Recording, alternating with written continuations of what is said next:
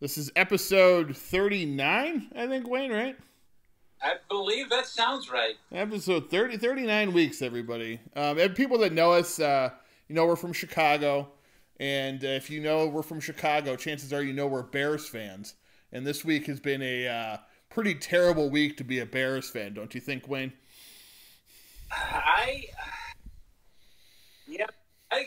We are used to our teams being bad, except for, the Bulls runs in the 90s, the Blackhawks runs in the 10s. We've suffered through some pretty crappy times, and yes. The Bears always give us little hints, little morsels. Like, they'll have a really good year, we'll all get excited. 2018, hey, look at this. 2011, hey, it's 2006, and then, for those of you that don't know, Chicago is a Bears town, first and foremost. Yes. Whether you're a Cubs fan or a White Sox fan, or you don't care about baseball at all, or your hockey, it doesn't matter. When the Bears are on, and we're a Bears town, and it's just really frustrating. It is. It's dumbfounding in certain areas, but so we use other things to kind of entertain ourselves, because reading that every day is depressing. Recently, Wayne, I did sign up for Fangoria. New subscription. I've never actually had a subscription with them before. I've read their magazines before. I've had some, bought them from Blockbuster when I used to work there and stuff. So I'm excited about that. I haven't received my first issue yet, but it does have Godzilla vs. Kong on the cover. So I'm excited to receive that coming up here in the next week or so, hopefully. I'm hoping. Yeah, that's good. That's interesting, man. I hope to hear more about it. Yeah. I'm really familiar with it. I remember walking past walking past them in the racks and stuff. Yeah, they're always very bloody and gross looking on the cover, which is always why I was drawn to them.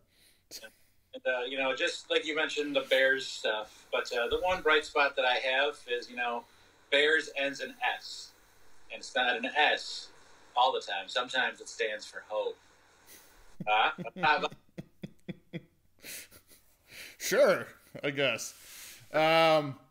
I'm hinting at things, like you folks, if you hadn't tell. Subtle as a brick to the face sometimes.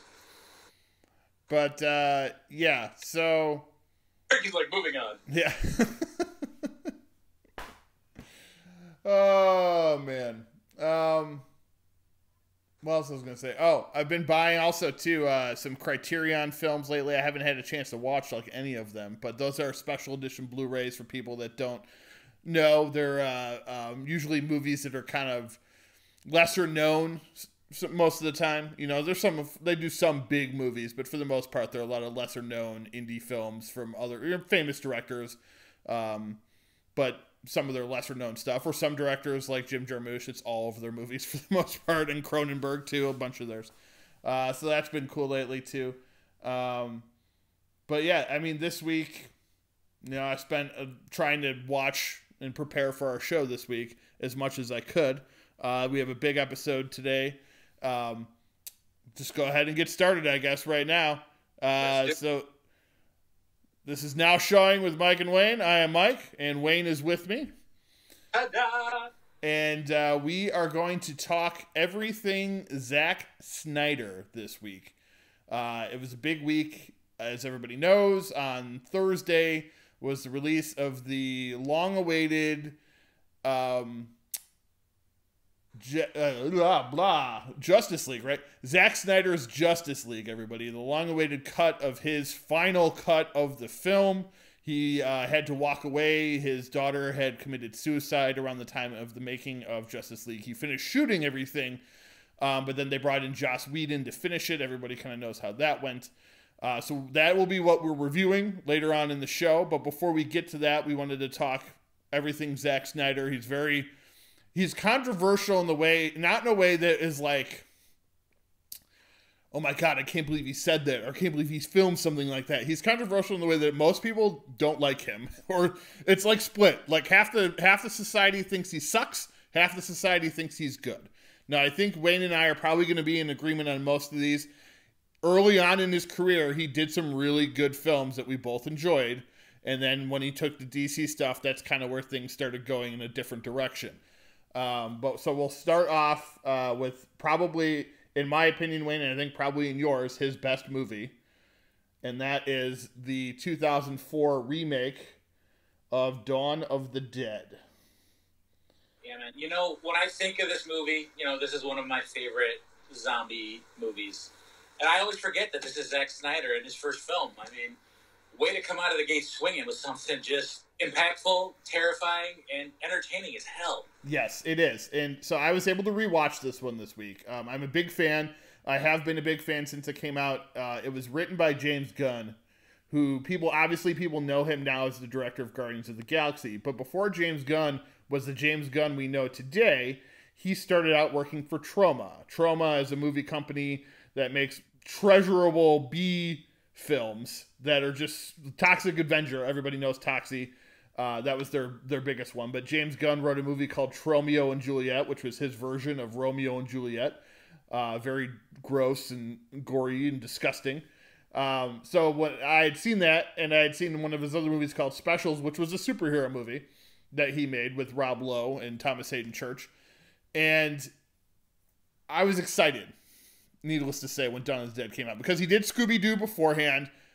I watched Scooby-Doo, you know, whatever. It was fun seeing him do a big Hollywood movie, but this is his wheelhouse, doing something gory, horror-related. So I was excited that Gunn got to write this movie. And then to see Zack Snyder again, no one really knew who he was at this point. He was a music video director, which I think most people would say that they could see that in his work. So this movie kind of this was his coming out party as a director, and it hit hard. It hit fast. When I say fast, I mean it used the fast zombies, just like in 28 Days Later did 2 years before, and everybody loved it. It was a huge hit. A lot of people I don't agree with call it better than the original. I could see why though, because it is definitely more entertaining. I would say in the mindset of there's action like almost every 5 minutes, which the original that does not do that. Yeah. The bigger compliment to this would be that it pays homage and does the original justice. It doesn't tarnish the original's name at all, in my opinion. Obviously, the 1978 film, Dawn of the Dead, is the original, written and directed by George A. Romero. As you guys can recall, because I know you are all avid listeners of the show, we talked about this at a pretty good length in one of our October episodes for Halloween. But yeah, when you talk about action-packed and fast zombies, man, right from the beginning, the scene at the home with, the bedroom and one of the things that I just touched on that really quick. Also in 2004, the 40-year-old virgin is playing this in their store. Do you remember this scene? Yep. Yep. Where one of the characters is like, "Ow! Get out the room! Get out the room!" The 2004 remake. So yes. Yeah, they're there. Sorry, I kind of took us on a winding road. No, they're both Universal movies, so that makes sense. But yeah, I mean, and then that's a perfect example of just 1 year, because I think 40-Year-Old Virgin was probably shot in 04, but I think it came out like 05. So just 1 year removed, that movie had already been like, okay, well, we need to show a clip of Dawn of the Dead in our other popular movie, because people are going to be like, oh, it's Dawn of the Dead. Because it hit a nerve. And it really, along with The Walking Dead, along with 28 Days Later, is responsible for the zombie boom that followed. It helped us get to where we are today with zombie films. So I will always give it that credit. Even though I don't always have the same respect for Zack Snyder that I do for someone like Romero, I'll give him credit for this movie because he really knew what he was doing on this one film. He didn't do, and we're going to talk about it, that much slow motion in Dawn of the Dead. He did a little bit that looked cool, but he didn't do a ton until his next movie, which we'll get into. But this movie, I mean, it's got everything. It's got gore. It's got swearing, violence, action. Ving Rhames is incredible in this film. Sarah Polley is great as the lead actress. It has the dad from Modern Family in a completely out of character role for him, which is fantastic. It is great to see Phil Dunphy in this type of role. Obviously, Phil Dunphy being the character's name. I forget the actor's name. Forgive me. I'm bringing up the cast list right now. It's okay. Jake Weber, also from Medium. He was in it. Mekhi Phifer. Ty Burrell from Modern Family. Michael Kelly is CJ, who's one of my favorite characters. And I like Michael Kelly a lot. People will recognize him from the Kevin Spacey show on Netflix, House of Cards. He's a character actor. He's been around. Kevin Zegers is a character actor. Been around for quite some time. Of course, one of my favorite character actors, Matt Frewer, plays the dad of the girl who they come in. They're some of the last people they let into the Linda Booth as Nicole. They're like the two last people that let in. Her dad has already been bitten, and with the guy who drives the truck too, the one that hurts his ankle or whatever. Just such a really fun movie. I did also like the callbacks to the original. Ken Foree, Tom Savini, and Scott Rainier are also in this movie. They were the three original cast members from the original Dawn of the Dead, as Ken Foree and Scott Rainier were the two police officers, and then Tom Savini is the one of the lead biker when the motorcyclists break into the mall in the first movie.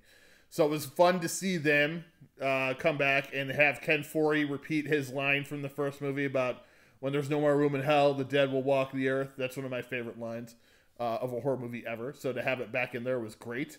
And to have him say it was fantastic. So I think Snyder, he gave fans of that movie what we wanted. And he changed it enough to make it different so it didn't feel like it was a copy. But like you said earlier, Wayne, it paid homage to the original film by having it set in the mall. And some of the scenes were similar. They had some of the zombies that looked similar just to kind of give that feel that you get from the original film. And I know we're spending a lot of time on this particular movie, but in my opinion, it is his best movie, and I think it deserves to be talked about, and people should watch it more if they haven't seen it enough, or if they haven't seen it before. It's just that good of a movie. All right, so we're moving on to his next movie, which I also got a chance to watch again. And while I like this movie, I don't love it as much as I did the first time I saw it, Wayne, or at least the last time I saw it. And that is 300. In 2007, 3 years after Dawn of the Dead, he got to do his first comic book adaptation. And that was of Frank Miller's 300, which is a fictional telling of the 300... Romans, right? Spartans. Whatever they're. That's right. That line, that makes sense. So it's a fictional retelling of the 300 Spartans that went up against the bad guys of the time and lost, obviously, because there was only 300 of them. But it was heroic and all that stuff. There is an actual movie from the 60s that is about the actual event that occurred. I believe it's just called the 300 Spartans. So this one is very stylized. It reminds me a lot of Sin City, which came out 2 years before it. You could tell he tried to take the look from the comic and put it into the movie. So everything's basically shot on green screen, which is fine. I don't have a problem with that. My issue with it is we'll get into this later in some of his other movies, is the slow motion and then the loud ass music that he plays during the slow motion that almost makes you feel like you're watching, and this is something he's done before, an MTV music video. And it kind of takes you out of the movie a little bit. I still like 300. There's a lot of good in this movie. Gerard Butler, I think, does a good job. I love the fact that Michael Fassbender, this was before he was famous, so it was a nice role for him. Going back and watching it. Lena Headey, of course, from Game of Thrones, is in it, and she is fantastic. There's a lot of good stuff going on in this, but you can see where and this is our opinion, people may like this stuff in his directing style, or at least this is my opinion. You could see where he started to pick up these little traits that he now uses in all his films. And it's made most of his work not as good as his first one. Because in Dawn of the Dead, he really didn't do it very much. He didn't use a lot of slow motion. It was all very fast-paced. And then from that point on, every movie he's done ever since has had significant amounts of slow motion. I don't mind slow motion when it's done right. I think it's really cool. Coming up in one of his movies, we'll talk about some scenes that he actually did well with it. But we're also going to talk about scenes in the same movie that he didn't do well with it. So I don't know when the last time you saw this one, Wayne, is, but it doesn't hold up quite as well, I think, as it did. But it's still a fun, entertaining film. I mean, when this came out, seeing it in theater, it was like, holy cow, this is making history awesome again. Yeah, I haven't seen it in at least 10 years, if not more. Maybe not since it was in the theaters. But, yeah, no, I mean, I really liked the story about how the elite warriors and how they're trained and, borderline, treated as slaves to become warriors because, the way that the boys are taken and just beaten and, putting through this turmoil, to become these elite warriors. And the fact that 300 of them could hold off 100,000 Persians was like, holy God. Yeah. Way it delivered and how, how ruthless and how brutal they are, but, using the bodies of the fallen soldiers to create a wall, to create a funneling effect. It was just very intriguing and shocking at the same time. Yes. But, I can see what you're saying about how it doesn't really hold up, and the loud, overbearing music, especially during slow-mos, is damn annoying. There are some streaming services that have volume issues to begin with, and it's just exacerbated by this particular style of filmmaking, and it's a pet peeve for sure for me. Yeah, that was one of the main things I noticed. It was just, like I said, I still enjoyed it. It was still a fun movie. It just, that stuff stood out more maybe than it did back when I first saw it. Xerxes, though, is the villain. He's great. That is Rodrigo Santoro. He plays him. However, the voice, I believe, is either altered or is done by somebody else because it's not his voice. But he, it was a solid film. Not great in my opinion, but solid. And definitely better than the unfortunate sequel that came. There's only a few moments in that one that are any good. But yeah, definitely entertaining. You could see, again, this is his first comic book adaptation, so you could see kind of where he was building his style, and then he basically took that and he ran with it. And that leads us to the next movie, which was probably, until recently, his biggest comic book adaptation, and that was 2009's The Watchmen, or Watchmen as it's called, which I'm actually a big fan of. So it's described as neo-noir superhero film based on the 86-87 comics limited series of the same name, directed by Zack Snyder, written by David Hayter and Alex Tiss. I'm not sure how you say that, but let's see. Obviously created by Alan Moore, who hates everything of his that gets adapted. It starred Malin Ackerman, Billy Crudup, Matthew Goode, Carlo Gugino, Jackie Earle Haley, Jeffrey Dean Morgan, and Patrick Wilson. It had a lot of other actors in smaller roles too. I did not get to finish watching this one. I started it, but it's like the director's cut, which is like 3 hours long. And this is basically too where all his movies became either 2.5 to 3 hours long. There is not a short movie of his after this, I don't think. Maybe the animated one, which we'll talk about, and Sucker Punch maybe not is, but so his comic book adaptations from this point on become like 2.5 to 3 hours long. I like the style of this movie. I did like the music in this one. I thought the slow-mo worked better in this film in most scenes, not all scenes, but most scenes. Rorschach is obviously one of my favorite characters. I think that's pretty much everybody's favorite character from this movie. He's also, I think, the best actor in this movie. I think some of the other performances don't necessarily come through as well. I'm not going to name names because I don't want to get into, again, negativity or anything, but Jackie Earle Haley is specifically really, really good. Matthew Goode is really good. Jeffrey Dean Morgan in his limited role is pretty damn good as well. Carlo Gugino gives a nice performance. It is just, to me, it's an interesting film that maybe it's not perfect, but it was able to kind of show the scope of this comic like we've never seen before. And it was, I think, a tough comic to adapt, whichever one is why a lot of people stayed away from it for so long. I thought he was able to do as good of a job as anyone could for this movie. I just, like I said, I really dug it. I really enjoyed it. I like how it played out. I like the characters for the most part. What's his name too? The blue guy, Dr. Manhattan, Billy Crudup. Interesting role for him. Huh? Big blue penis. Yeah. Yes, there is a lot of big blue penis. So if you haven't seen The Watchmen, be prepared for the blue penis. It's all over. Yes, let me ask you this: do you feel that we would have The Boys without The Watchmen? Probably not. Probably not. I mean, The Watchmen showed that movies that contained like negative stereotypes of superheroes could be done. And I think that's, there's a lot of people that we know, specifically like friends of ours, that are against these types of comics and movies because these are definitely made for a broader audience, I think. They're trying to go out and get the people that aren't necessarily into the Marvel and DC comics and watch this stuff that's a little more realistic.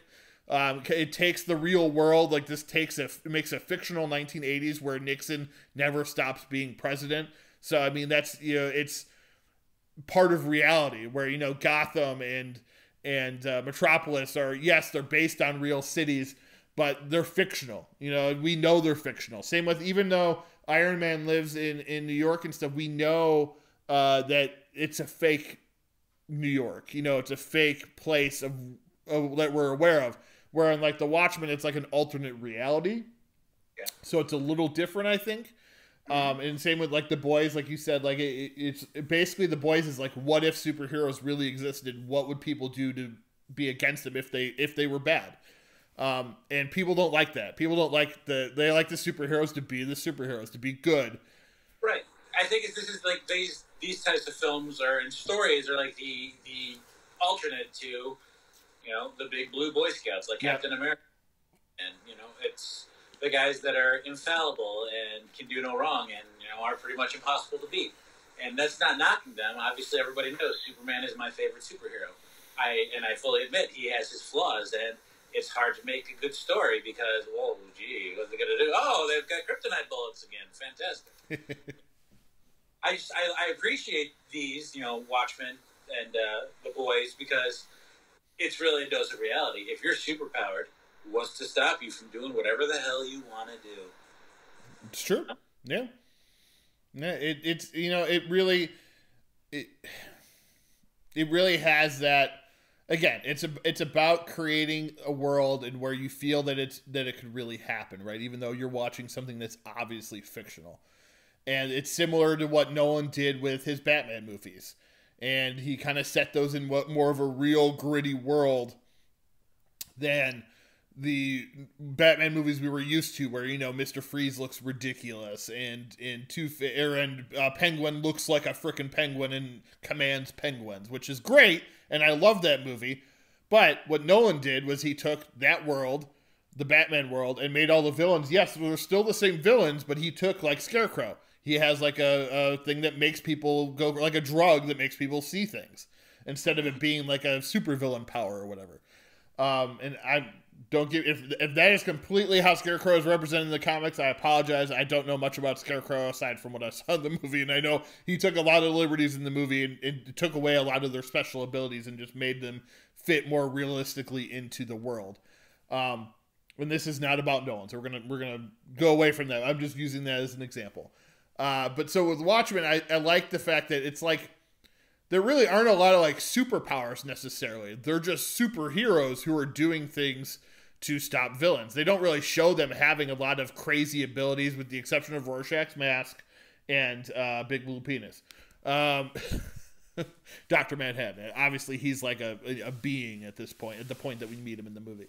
But the other ones are just kind of like almost like Batman's. They just have like tech and guns and weapons and stuff, and that's all they have. They really don't appear to have any like super abilities, which is why it's that more realistic feeling, which is like you could do that with a Batman movie because Batman is just a human being. He's a guy in a suit. We're going to talk about that again and coming up in the next when we get to the big thing with the episode.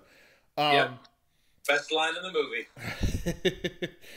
But again, this is how I feel about Watchmen. Not everyone's the same. It seems like you liked it as well, Wayne. it's one of those movies and comics that seems to kind of be 50-50. Either you love it or you hate it. And I love it. I really do. I really do have fond memories of this movie, and enjoy it quite a bit, actually.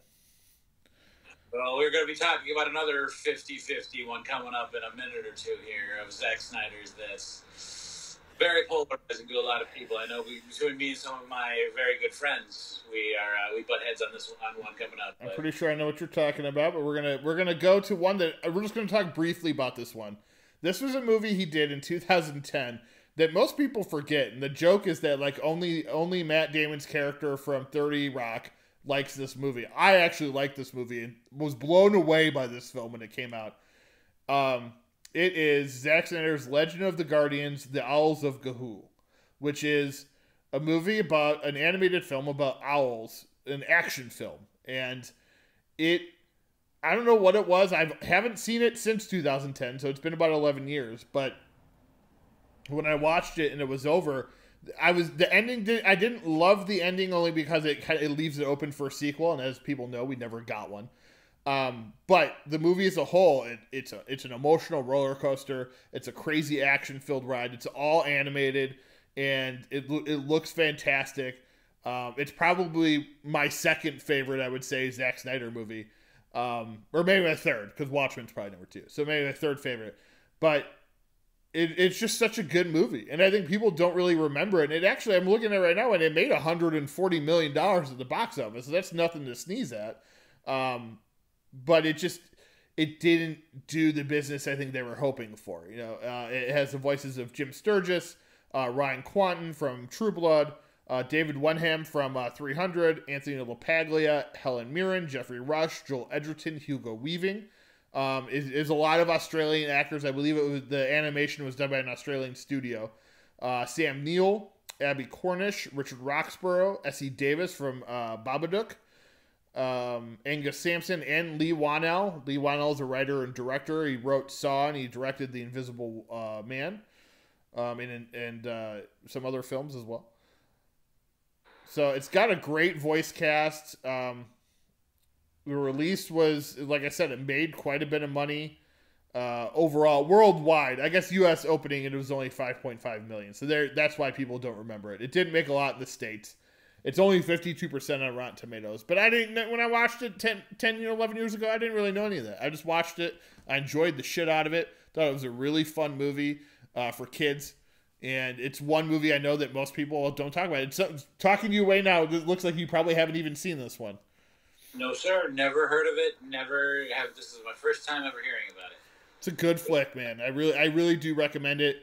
It is one. He didn't write it. He didn't produce it. He just directed it. So he was kind of like a director for hire on that one.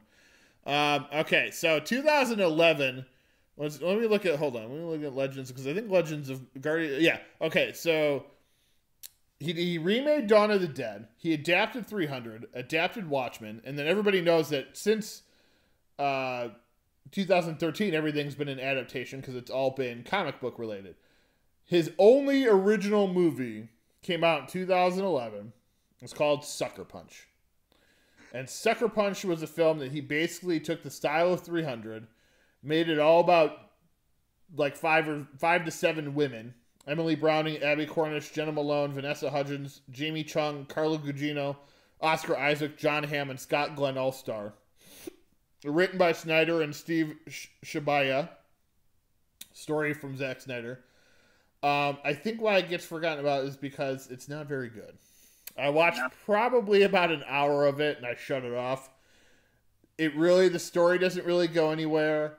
The plot is like they're in a mental institution, but then they're like think they're all superheroes and they're on a mission that's like a video game, and it's just really weird and silly.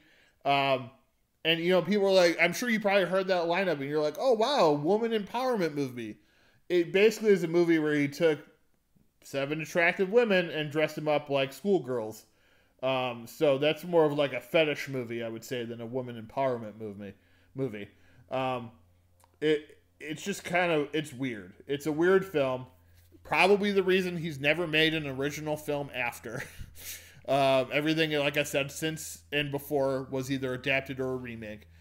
I really can't recommend this movie. It's probably his worst, and yes, that means it's worse than some of his DC movies, which we're about to get into. It just, yeah, I just didn't care for it. Wayne, have you seen Sucker Punch, Wayne? Nope. Yeah, don't waste your time. I'm looking at the poster right now, and it looks like, it looks like a fetish movie with some video game bad guys in the background. So that's kind of how it plays out, and I think that's what his purpose was. It just didn't really work, and like I said, maybe if the story was better, you could have ignored some of the other stuff, but it just really wasn't a great story. And I'm sure there's some people that stand by it, but it's one of those ones I prefer to forget from him. But when we're talking here too about Zack Snyder, the whole reason, like I was going to maybe do like we were going to maybe like put him on trial, do this whole thing. But then, I watched the movie we're about to review and I changed my kind of perspective on that, because I want people to understand that, like, we're not trying to trash him or anything. We're just giving our opinions on what we feel about him. We are nothing but honest in everything that we say on this show, I'd like to think. And, if we are really looking forward to something and it sucks, we're going to say that. Mm-hmm. Exactly. And it's not trying to take away anything from him. I mean, obviously he's made a career out of making movies, and I am jealous of him for doing that, because I would have loved to do that if I had the drive that he had. Obviously, he had better drive than I did because he's making movies. And, he seems to want to make good movies, as he's made some earlier in his career. I think, like I said when I said about 300, I think that started him on the path of, like, always having to outdo himself, which we've seen directors go that way. Sam Raimi, Peter Jackson, always trying to outdo themselves and end up having to basically go back to what they once did before to kind of get that feeling back and be like, oh yeah, like this is what I had to do. And Sam Raimi to me is a good example, because he did, the Evil Dead movies and Darkman and The Gift, and then he did the Spider-Man movies, and then he did Spider-Man 3, and then he did the Oz movie. And then it was just like every movie he did after that had to be like this big budget, extravagant film. And then in between, somewhere in there, he did Drag Me to Hell, which was definitely back to his old horror style films. So sometimes directors, I feel, have to do that type of a movie to kind of get that feeling back of what they used to do. And Peter Jackson, he is not coming back and doing a horror film, but he's going back and he's remastering and re-editing his old horror films and old comedy films that he did back in the early 90s and putting those to Blu-ray to kind of, I think, give him the feel of like doing that old stuff again. And sometimes you can fly too high, I think. You think everything that you're going to do is great.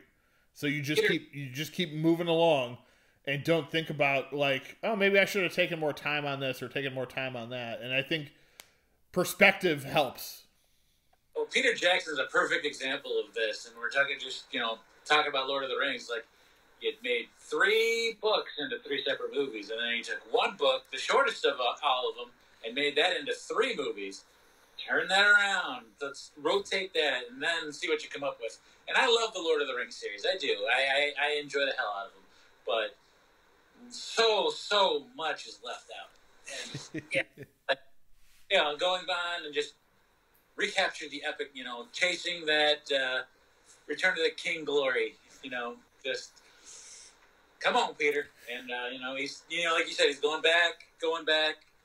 So hopefully we will see Peter Jackson rise from the ashes, as they say. All right, so that being said, we are going to jump into, like, I think this is one you were talking about, his most polarizing, probably, of his DC movies, and that is Man of Steel, written by David S. Goyer, who has written many comic book adaptations that have gone to film. And so you got a trusted person there. Christopher Nolan helped with the story. He jumped on as, I believe, producer for all the DC films after he was done with his Dark Knight trilogy. That lineup of just writers and being a Superman fanboy, like, I cannot express how excited I was for this. And, I got advanced passes and saw this movie as early as I could. And sorry, I'm just kind of taking the lead on this one because this one I'm very passionate about this film, and unfortunately, not in the way that I was hoping to be, because it disappoints me, at least. I mean, there are parts that are fantastic visually, and it's great. The early parts on Krypton in the earliest film, I thought were fantastic. Yeah, they were stunning. Russell Crowe was an amazing Jor-El, kind of taking the original character and really expanding on it and giving him more of a personality, and not just a one-dimensional character. He had desires and loves and interests and thoughts, and that's not to knock Marlon Brando's original portrayal, which was pretty vanilla. I think we can say that. It is, because Brando, by that time, and he was still relatively young, had basically given up and didn't really care anymore. We all know the stories of Apocalypse Now and how much he just didn't give a shit. So it was nice to have Russell Crowe do it and actually care and prepare for a role. And then, of course, I think we can agree that Michael Shannon was pretty excellent as General Zod. Mm-hmm. And Henry Cavill, I really like him in everything else he's been in. And I like him as Superman, but just the way the character was portrayed and how the story plays out, I just wasn't in love with it.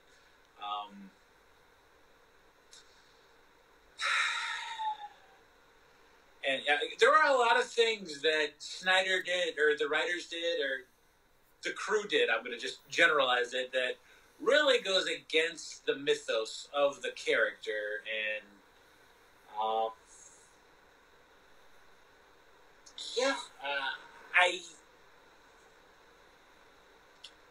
to say, like I said, I'm disappointed with it. It had good parts, but overall, man. I'm just going to turn it back over to you here, because So, I come at it from a different perspective. As you all know, everybody knows that knows me, I'm more of a Marvel guy. Not just movies, but I grew up on the X-Men comics and stuff like that. So that was more of my bread and butter. DC, I knew a little bit. I had a couple of their comics. I had The Death of Superman, which I actually even rebought at one point because the version I had, the cover ripped off or whatever. So I am a fan to an extent, but I'm not as much of a diehard when it comes to DC films. So I didn't have a problem with a lot of the characterization of Superman, which I know a lot of people had an issue with, because it just... I see what he was trying to do. I don't think it worked entirely. I enjoyed this movie to an extent. I didn't love this movie. It's not a great movie by any stretch. It's probably, to me, one of his more entertaining of the DC movies that he did. I get the issues that people have. I don't have the problem with going in and well, you know what? What if he wasn't always good, or what if he had to learn to be what did he do to learn to be the Blue Boy Scout, to be good all the time? So I didn't have a problem with that, and I get why people do, because everyone has their image as Superman, and it's basically either from the comic or it's Christopher Reeve from the first movie. And that was not this. It was different. It was darker, edgier, which I agree with. I don't like that kind of take, the take that he has on it, because it's not the Nolan movies were dark, but they weren't this dark. You know what I mean? It was a different style to it, and it just didn't work throughout, I don't think. See, Batman, for me, Batman is the dark. He's the Dark Knight. That's where he kind of lives and toils with his own type of stuff. It's definitely a more complex and interesting character. With Superman trying to take it this route, it's kind of like fighting against its greatest assets, in my opinion, or Superman's biggest strength about, bringing, the S stands for hope. It's not an S, but it stands for hope, is how I should say. For it to be dark throughout the movie, it's kind of just setting itself up for a big obstacle. Now, I will say, the introduction of Zod and the Kryptonians with the horror aspect of it, pretty freaking cool. scary to a point like where younger kids like, oh boy, it could be kind of nightmare inducing. I know Dawson was kind of scared. Yeah. I let him watch it. He's like, I don't like this. I'm like, it's okay. Remember, it's Superman. We're good. Yes. But, yeah, and Michael Shannon, as we talked about, he was really good in this role of Zod. It was fun to see him kind of play around in this type of world because he's an actor who does a lot of serious movies and stuff.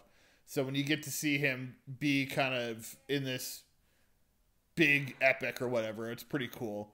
And we're going to the end. In the ending, they have Superman kill him, and it's a spoiler, whatever. If you haven't seen this movie, it's been out for 8 years now,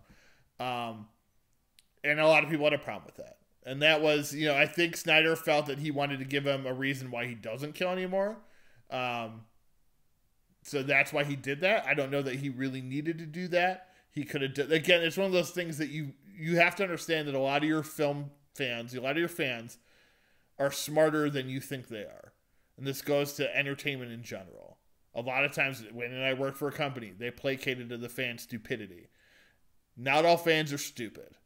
And in this case, I think that was a very similar thing. Like, you didn't need to actually have him kill someone to then be like, oh my God, I can't kill anymore. You could have just had that be ingrained in him from his parents, from Jor-El, and, or not Jor, he's Jor-El. Was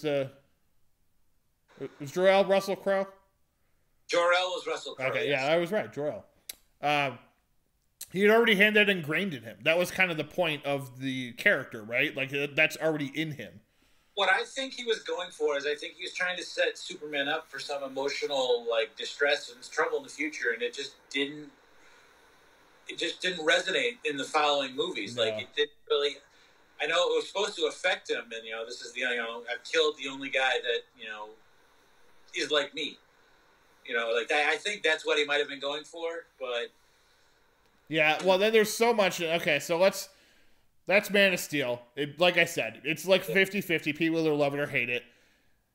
Let's get to the one that basically most people just despise. And that is... Oh, it gets worse.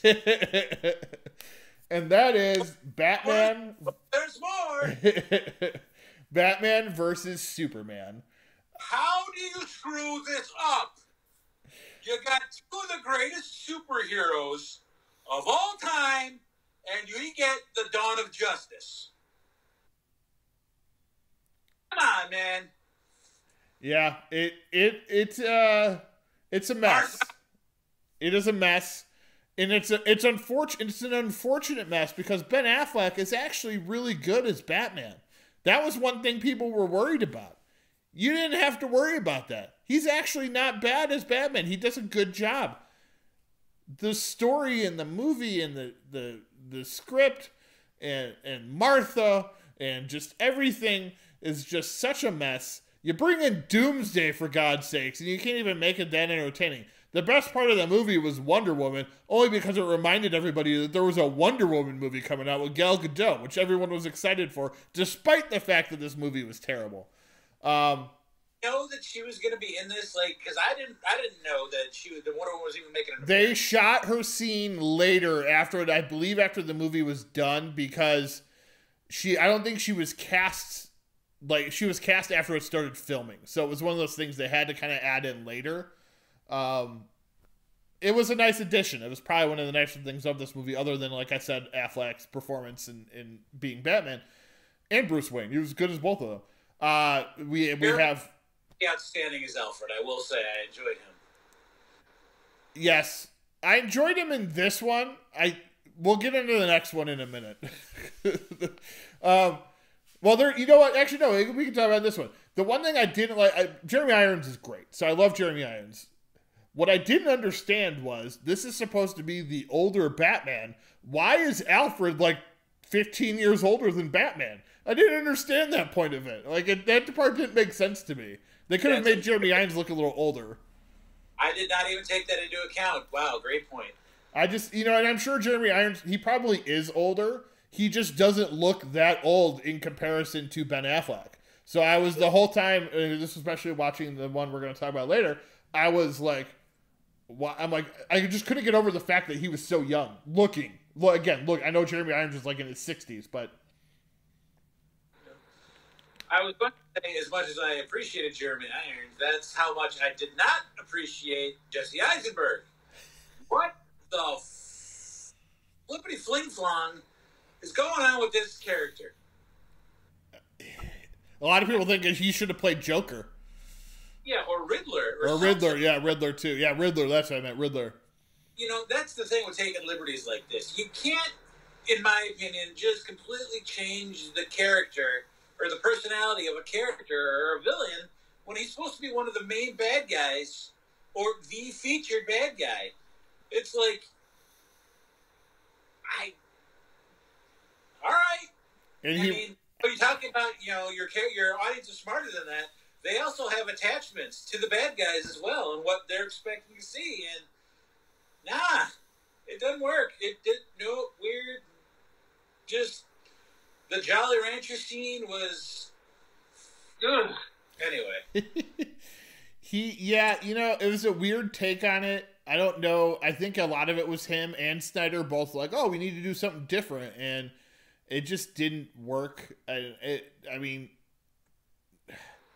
it just wasn't a good portrayal of Lex Luthor, and it really kind of ruined a lot of the movie that wasn't already ruined by being itself. It was just such a strange choice. And Eisenberg, I like Eisenberg, but he should probably never really be in a superhero movie. And this was a good example of why.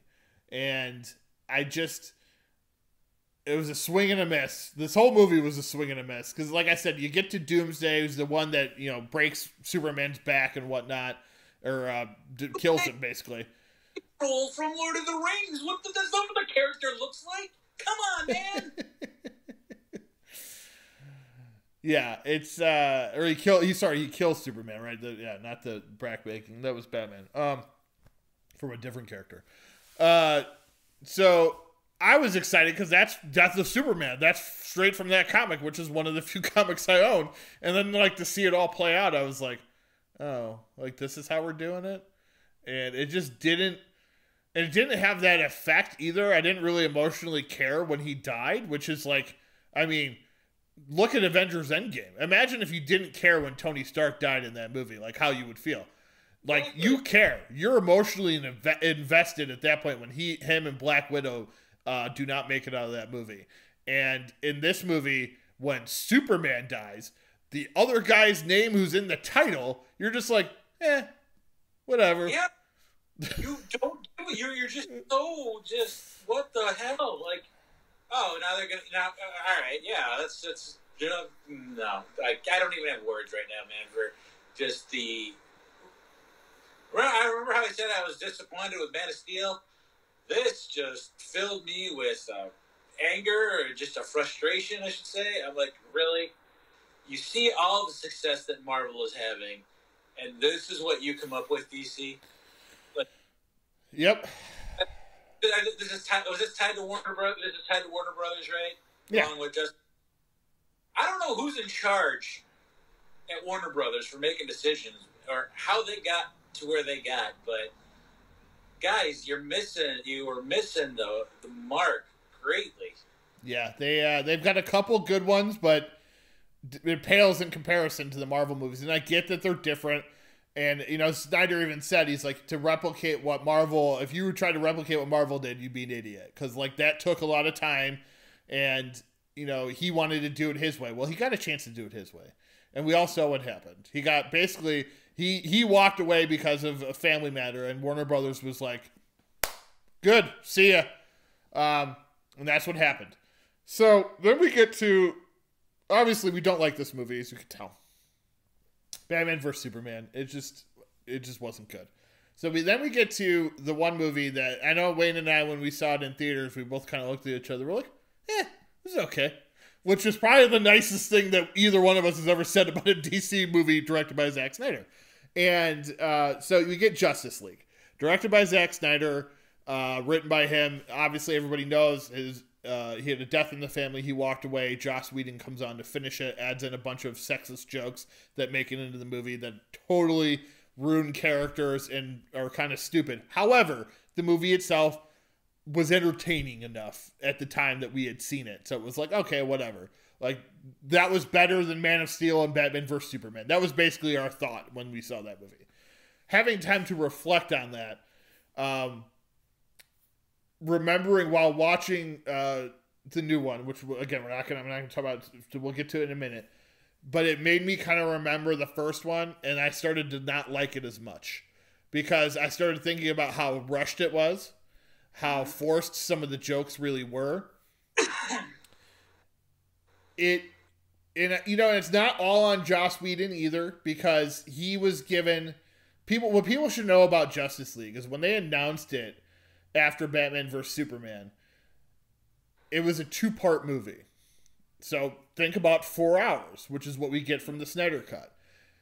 And it sounds like he had shot it as such. So a lot of the footage that appeared in the Snyder Cut was already shot. But then Joss Whedon comes on board, and whatever you think of Joss Whedon, I know it seems like he's kind of a douchebag to work with. Whatever you think about him, he was given about 3.5 to 4 hours of footage to cut down to 2 hours of a movie that was already shot to be about 4 hours. So that means you're leaving a lot in the middle on the cutting room floor. You're losing character development. You're losing some key plot details. It seems like he had to change the plot of the movie almost to get to what he was able to give us. So when you take a lot of that to account, it's like, okay, well, at least he was able to make it entertaining. While maybe not a solid story, and some of the performances weren't as good, I don't think, in the first cut, he was able to give us what he could. It still wasn't a great movie, but it was better. I think we get a better Batman. We get a better Superman once he finally stops being Killer Superman after he comes back to life. Yeah. I gotta tell you, man, though, the far and away winner for me is Cyborg. Well, save that though. We're talking about all of it, but I just saying it now. From 2016 to 2021, amazing. Just on that note, Justice League. We talked about it already. Let's go ahead and move to our review of the week. All right, everybody. It is Zack Snyder's Justice League, the long-awaited film that everybody has been kind of like, is it going to be good? Is it going to be bad? What's going to happen? And we're here to tell you what we think about it. It is 4 hours long, people. Now, again, it's told in chapters, which is how he has it set up. There are 6 chapters plus an epilogue. Originally, he did want to release it as like a TV series almost, which I think would have been a cool idea. It is basically everything he shot plus a few added scenes, put it back into the movie, which the movie is, and I'm going to say, and Wayne agrees with me, is better for. When this movie was talked about and it was going to come out, I was very pessimistic about it. I don't have faith in a lot of Zack Snyder's talent, or talents, if you will. I didn't see what he could do to make this better. I wasn't sure what he was going to give us. And I will say the overall product that he gave us was better. It's a better movie, better character development, better acting from Cyborg, I think it's only because you get to see more of his story. Yes. Flash is introduced differently. There's a scene at the end of the movie with the Flash that is my favorite scene in the movie. It was that good. Amazing. It's so good. It gave me goosebumps. I just like, oh my God. It is not without its problems, though. It still has some issues. One of the negatives I would say, Wayne, and I know I texted this to my buddy because he had finished it already, and I was only like an hour and a half in. I'm like, man, I'm not digging all this super slow-mo. And the first hour and a half has so much super slow-mo. I was just like, dude, knock it, like, cut it out. He did get away from that towards the last 2.5 hours, which I thought was nice. I did like he took out all those sexist jokes I talked about, which I appreciated. That was my biggest thing, because there's a scene in Justice League, the first cut in 2017, where Aquaman comments on, or 2018, whatever it was, Aquaman comments on how the appearance of Diana. and it just made me feel very uncomfortable, especially because it was after Wonder Woman.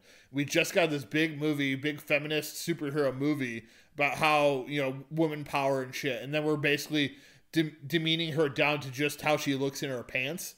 I was like really put off by that when that line happened. Yeah, man. Snyder took all that out. So I'll give him 100% props just for that alone, taking all that stupid shit out. It deserved to be out of the movie, didn't deserve to be there in the first place. He took it out right then and there. I'm like, hey, this is better. The other negative I had to Wayne was, and this comes from Deadpool.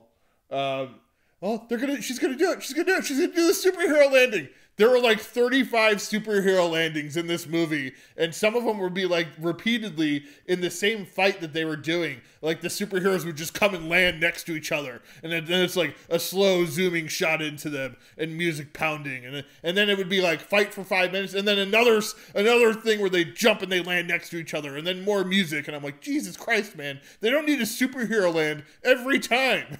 You do it once, that's it. Yeah, I get that.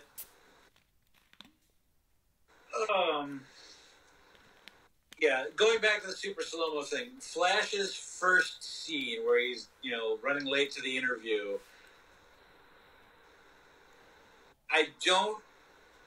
that one was probably the longest one, I think, and really unneeded. I don't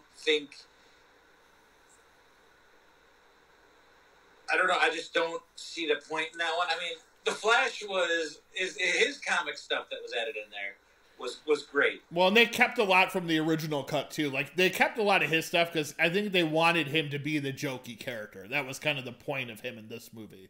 The Flash has always been a smartass. Yeah, and, you know, I'm glad that saw it through. You know, and like you said, you know, we both commented on Cyborg and just seeing his backstory and really understanding where that character came from and what he's been through and how he became to be. Like, I was talking with one of my friends, it's like, you know, this could have been he could have gotten a really good origin movie before this. And, you know, again, but then we're kind of going into the Marvel category. Yes. But anyway. You got to be prepared for that. That's the problem. Because they were going to give him his own movie, but then Justice League came out, and I'll be honest, in the first cut, he's my least favorite character. I didn't know why he was there. The CGI was terrible. They didn't spend nearly enough time on it. This movie comes around. They give him a fantastic backstory. They do the thing with his father, which I won't talk about to spoil. They fix the CGI, so it looks a million times better.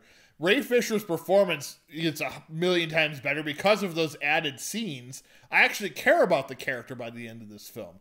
And that was something that first movie needed and would have then definitely, if they would release this version in 2 parts like they planned on, probably would have been made a lot of money and he would have gone on to, well, maybe it would have made a lot of money. That's where we get into the problem here. But anyway, it could have been a really cool origin story, even after the fact. And I think Ray Fisher, hopefully after this, is going to get a lot of phone calls because it showed that a lot of his performance was left on the cutting room floor originally. And if it was put in, he would have gotten a lot of praise, I think. The one thing we do have to remember, because there are people, my buddy, are like, why was Warner Brothers doing? They're stupid. They didn't release this one instead of that one. Well, here's the problem. Man of Steel made good money, did all right. Batman vs. Superman opened big, but then tumbled huge. It lost a lot of money in comparison to the Marvel movies. People hated it, even though it made a lot of money. Fans and critics alike hated that movie, and that drove Warner Brothers to be concerned. It made them concerned that Justice League wasn't going to make enough money. And when Justice League came out with slightly better reviews than Batman vs. Superman, it made less than $100 million. Think about that. A superhero movie from DC making less than $100 million in its opening weekend. That is unheard of. Iron Man made $108 million, and people were concerned that was going to struggle. So, like, to have a movie make under that, you're just like, geez. I remember being shocked when that came out and how little that movie made. So they were right to be concerned, and a lot of that was due to Snyder. Now, over the time, they've kind of maybe softened on that a little bit. And so they gave him his opportunity to make his movie, to put his cut together. And we get to see this movie, which, here's what I'm going to tell you, too. It's not a masterpiece by any stretch. I think some people are over-exaggerating it because of how bad the other movies have been. It's a good movie. It's a solid flick. It's entertaining for most of the part. You probably could have cut some of the stuff out in the beginning. But it is, for the most part, really entertaining. I like the opening better. They also found a way, because everyone else's criticism went, what was it? The CGI mustache that they had to cut out. What did Snyder do? He removed the entire scene. So therefore, we don't have to see the CGI mustache. What we see is, I thought was a better choice, was how Superman dying activated the mother boxes, and you see how everybody around them is reacting to them activating. I thought that was cool. I thought the redesign of Steppenwolf was much better, because the other one was really terrible. Darkseid was cool. We actually get to see him in this movie. He's kind of like the main, even though he doesn't really fight anybody, he's kind of like the main villain. They followed the Thanos route for sure with which it was supposed to be 2 parts. So I think basically what you saw, Snyder shoved everything basically into this movie except for what would have been probably the finale of Justice League Part 2, which they never shot. Because of, again, the whole lack of, or maybe that would have been a Part 3. I'm not sure. But so a lot of things were improved, and I liked a lot of different things they did. Obviously, the colors all changed because Joss Whedon made it all very bright, and then Zack Snyder went in and was like, "Well, I'm Zack Snyder. This is all gonna be dark." And there, I don't know, Wayne, if you saw, there's side-by-side photos of like just Aquaman's intro and in the original and in this one, and just how much more blue it was in Whedon's version, and just how much more dark it was in this one.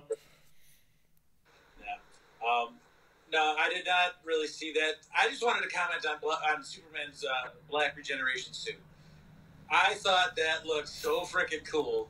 And obviously, I don't know, in the comics, when Superman, awakens from being killed or revitalized, he has to wear a black suit that absorbs the energy from the sun to reinvigorate his powers, to really, get him back to normal. And I thought it was really cool looking, and I just really appreciated the fact that we got to see him in that. Yeah. So. And, one thing, too, about this movie is thinking about it after the fact, and I know some people that we know that aren't fans of Zack Snyder are probably not going to be like this, but I honestly want to watch it again. Like, I had the feeling of, like, I would like to sit down and watch this movie again. I enjoyed it to that extent, to where it was enough for me to overlook the flaws this time, and just enjoy the good parts that I like. And another thing that I thought was kind of funny, too, was all the action sequences revolved around saving Batman, because the bad guys were so powerful and Batman is just a human. So you just see everybody else trying to like surround him, and anytime he gets in trouble, another superhero like comes in and tries to save him and shit. I thought that was kind of funny. Right. I like the fact that they acknowledge that. It's like, gathered these gods, maybe I can quit now, or maybe, like he's not trying to like cast himself as an equal. He knows his limits in a sense, and is willing to sacrifice himself. But they're like, no, we're a team, flying and getting ripped apart. But the one thing that I just really appreciated is that it's a 4-hour film. But I don't feel like I had to sit there for 4 hours, especially once the first hour and a half got to, like, the last, 2.5 hours really flowed really well. And they did. They did a great, I'm happy that I'm like, all right, 3.5 hours in. Come on, let's get this over with. Well, I didn't feel like that.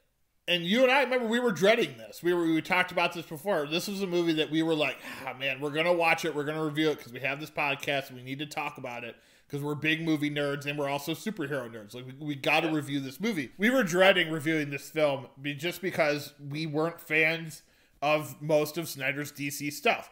And it was one of those things that were like, oh, and it's 4 hours. We cut the why this movie this week, the new Awfully Good segment, because we weren't sure if we'd even be able to get to another movie. And we wanted to spend a lot of time talking about this one, and we spent over an hour now talking about Zack Snyder in total. Yep. You know what? If you're someone that enjoyed Man of Steel a little bit and thought Justice League was okay, I think you should watch this movie, because I think you're going to come out thinking that it's really good and that you'll enjoy it. And again, it's not a masterpiece. It's not Avengers Endgame. It's not Infinity War, but it's a solid movie made by a guy who had a vision that we just didn't get to see. Yeah. And I think that is something important, just as film people. Take the superhero stuff out of it. As film people, you want to see directors' complete vision. And this is Zack Snyder's complete vision. We are going to talk about one spoilery thing, though, because we have to. And it's the last scene, or one of the last scenes. Before that, though, I am so excited that we got to see hints at a couple of the other Justice League members that were not in the original 6 or 7. Yep. I don't know. I'm not going to mention anybody by name, but when you see them, or when you see the hints or the homage to them, it's like, yes, yeah. Okay. They were cool. They were definitely really cool. Even though I don't know if there's going to be anything after this, just the fact that they acknowledge their existence was great. It made me happy. So, yes, spoilery. All right, the spoilers. If you haven't watched it, don't listen. All right, so they add this scene. It's like a dream sequence with Bruce and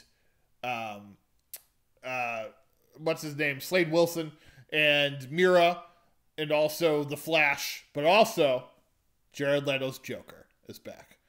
And while the performance is very much Matt Frewer from Dawn of the Dead meets Jim Carrey, it is still a way better Joker than he gave us in Suicide Squad.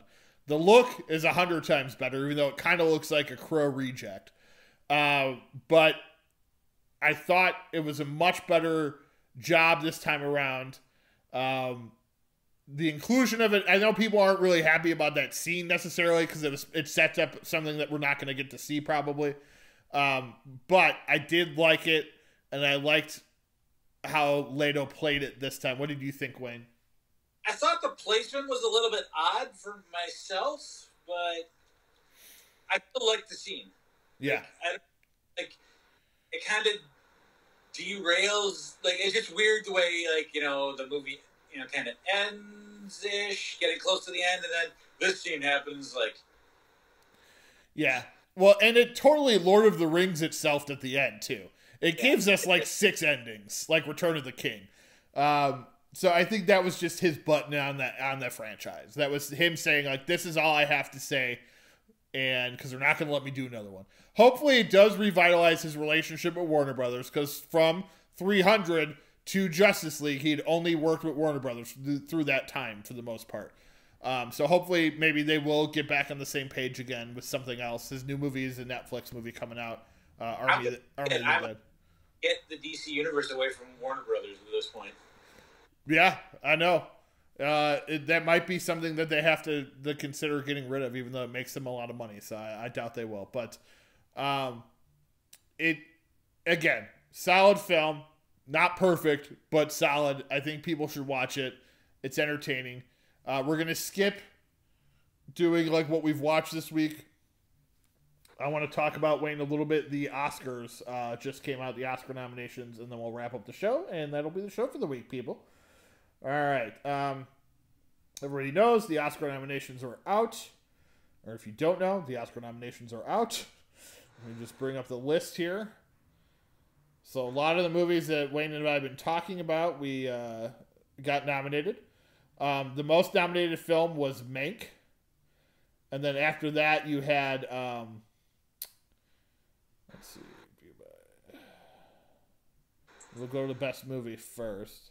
A bunch of movies were tied after that. But the Best Picture nominees are The Father, Judas and the Black Messiah, Mank, Minari, Nomadland, Promising Young Woman, Sound of Metal, and The Trial of the Chicago 7. Now, I've seen all those already. I know Wayne has seen some of them because we reviewed them. It was nice to see Judas get nominated, and Sound of Metal, because that's an indie film that I think a lot of people don't know about. It's streaming on Amazon Prime if you haven't watched it yet. Not a lot of surprises there. They only used 10 slots or 8 slots this year. They've never used all 10. I think they're supposed to start using all 10 in the next couple of years. It would have been nice to see Ma Rainey, Wayne, get nominated. And also One Night in Miami as well. Those were two that Wayne and I really liked. And it would have just been nice to get those in there, I think. Yes, for sure.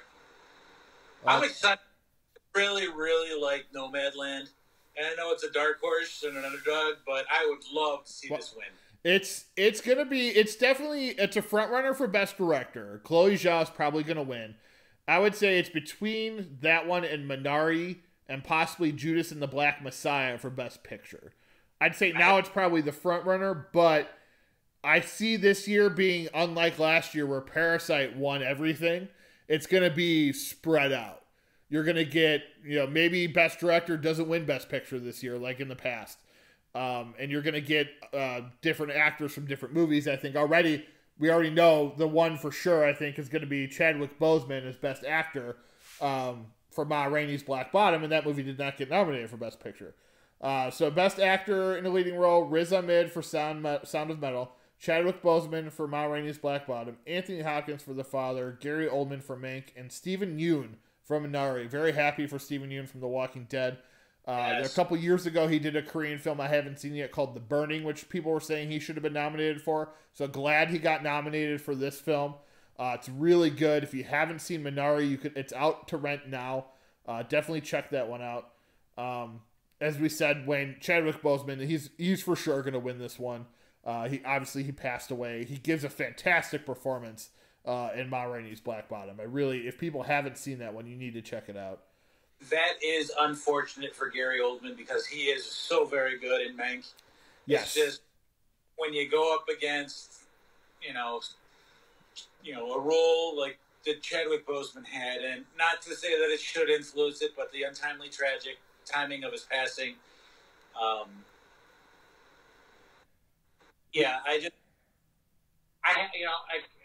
had my issues with getting bored with Mank. But Ma Rainey's Black Bottom had me entertained the whole time, and just the range of emotions that Chadwick made me feel in Ma Rainey's Black Bottom. I don't see how he doesn't win.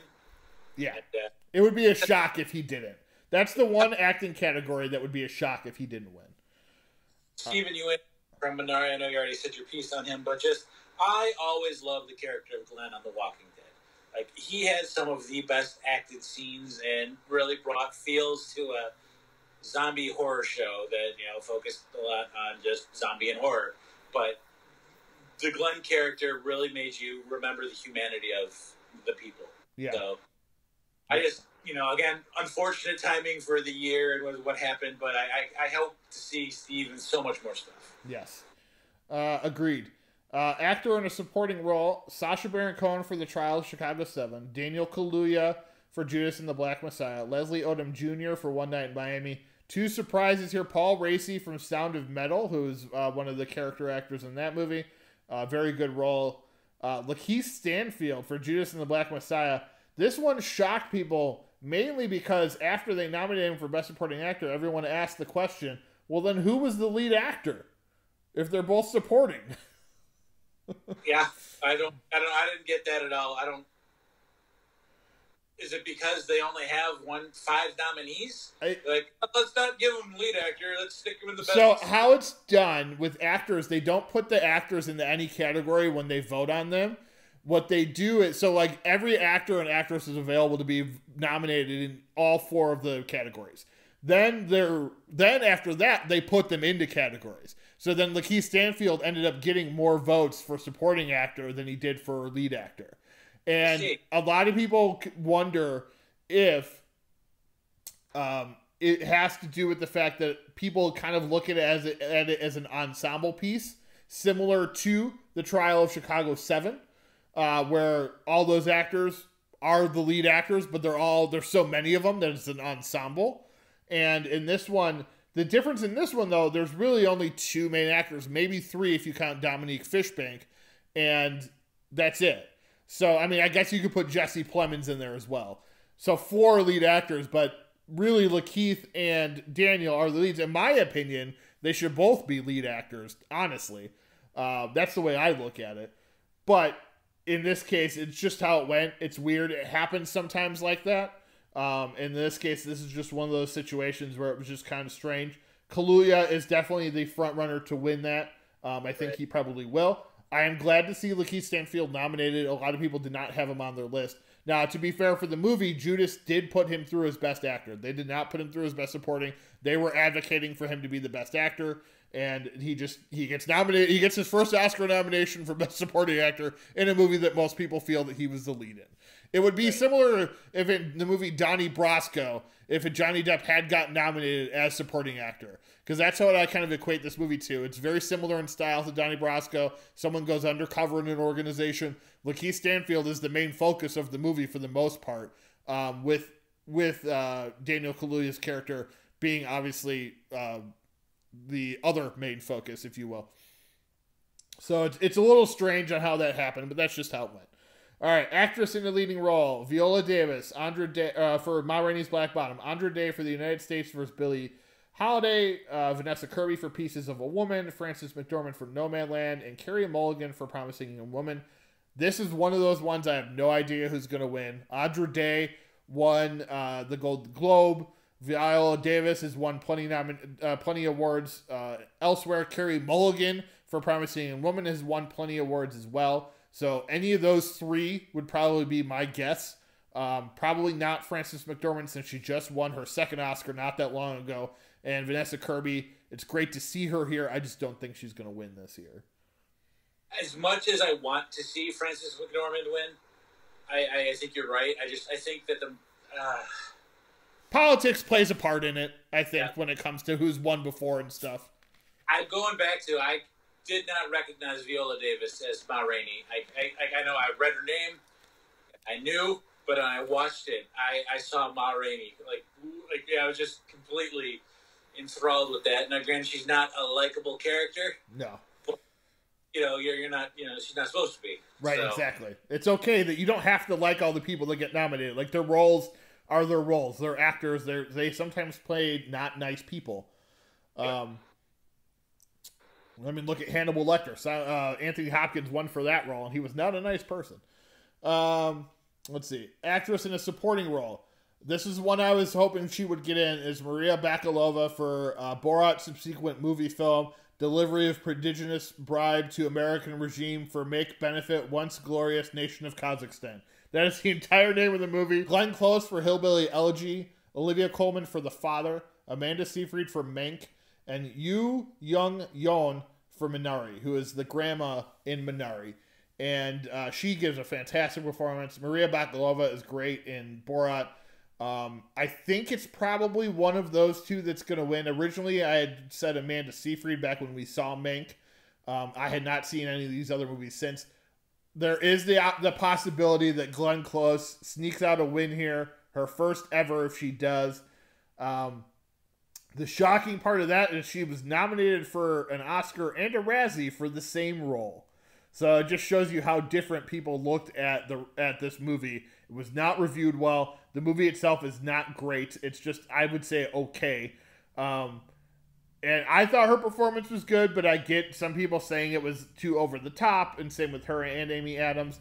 But she gets nominated here, again, for like the 8th time. So at some point, she's going to win. I just don't know if it's going to be for this one. I hope it's not, because I would love to see Maria Bakalova or Yu Young-yeon win for Minari. So, all right. Animated feature film: Onward, Over the Moon, a Shaun the Sheep movie, Soul, and Wolfwalker. I've only seen Soul and Onward. I'm going to watch the other 3 at some point. For people that want to know, Over the Moon and a Shaun the Sheep movie for Armageddon are both on Netflix, and Wolfwalkers is on Apple Plus, while Soul and Onward are both on Disney Plus. Soul was probably one of the better movies I think we even just reviewed last year, Wayne. Even though it didn't make our list necessarily, but it, maybe because it's a kids movie or not. Technically, I guess we reviewed it this year, technically. So Soul was just really well written, a really good movie. It's probably going to win here. I can't really see anything else beating it. It's kind of a slow year for animated films, just because a lot didn't get released to theaters, obviously. But yeah, Soul probably going to win hands down, I would imagine. Yeah. We're going to skip over some of the other ones. We'll talk about them more as the Oscars get closer. Directing, another round, Thomas Vinterberg, Mank, David Fincher, Minari, Lee Isaac Chung, Nomadland, Chloe Zhao, and Promising Young Woman, Emerald Fennell. Mank was a heavy favorite when it came out. It got the most nominations. I don't see it walking away with a lot of awards, unfortunately. Maybe in editing or cinematography. But I just don't see it getting anything really, especially like Best Director or Best Picture, like I had originally thought. And that's it. That's what we're going to talk about for now, because a lot of this stuff, I still haven't seen some of the stuff from some of the other categories. But, there's a lot of good movies nominated there. It's been a good year for film, I think, just because it's been a different year. I think some movies like Sound of Metal kind of get through that most people wouldn't normally watch in a regular year. If this was a normal year, it probably would not have got nominated. That doesn't mean that it's a lesser film. I know people are saying, "Oh, it's not a good year." It's a pretty good year for films. The ones that I've seen, all 8 Best Picture nominees, and they're all very good. So it's been a good year. I think we could learn a lot from this year, and that streaming services do have a lot to offer, especially in the year when there just wasn't a lot of theatrical stuff going on. So I'm looking forward to the Oscars at the end of April. We'll talk about that coming up. That's our show for this week, everybody. We hope you enjoyed it. Wayne, you got anything you want to add before we wrap up here? No, it was a super week, and forward to the Oscars as well, and I'm looking forward to our next episode. Thanks, everybody. All right. So, just to give a heads up, next week we will be reviewing a brand new movie for Netflix that originally was going to be in theaters, but it's not. It's called Bad Trip, starring Eric Andre. So that'll be our next reviewed film. Hopefully you'll enjoy that. Hopefully we'll enjoy that one when we watch it. I don't know. It could be awful. But it's on Netflix. It'll be on Netflix next week. So we'll review that one. You can follow us at Now Showing with Mike and Wayne on Facebook and Instagram, at now_Wayne on Twitter. Email us at nowshowingwithmikeandwayne@gmail.com. You can find me at We Are Screwed 2 on Twitter, at Mike1830 on Instagram, at Michael Kirkpatrick on Facebook. Wayne, you can find him at Wayne Yerke on Twitter and Facebook, at Wayne_Yerke on Instagram. We are also on Entertainment Buffet's YouTube page, so go check us out there. For Wayne Yerke, I am Mike Kirkpatrick. Thank you for listening to Now Showing with Mike and Wayne.